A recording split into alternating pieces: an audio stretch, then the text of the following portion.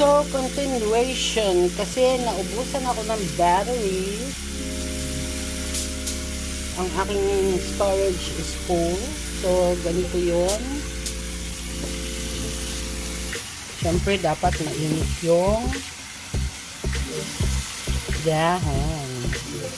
Init nga. Kaya nagkakaganito yung kamay ko, oh. Ay, nakaw. Pagilitan tayo nito. Patuloy natin kasi masyadong malaki. Sayang. So, ito ang binili kong pre-cut. Yan. Pwede na yan.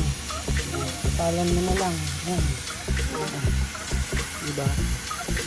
So, at least, at saka natatanggal din yung amoy ng dahon o kaya kung ano man ang nilagay nilang preservative.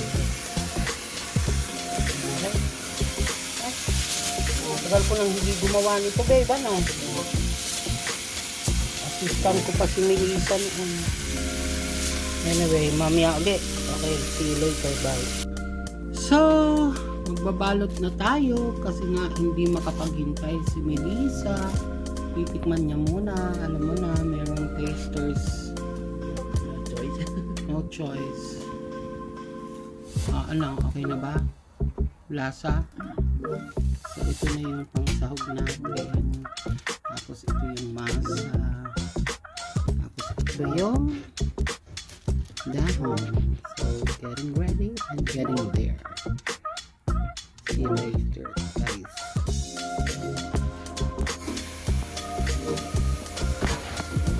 So, ito na yon. Lalagay na natin sa dahon. Ito yung mga ingredients, yung chicken, ito yung masa, ito yung dahon. So, ganyan lang siya.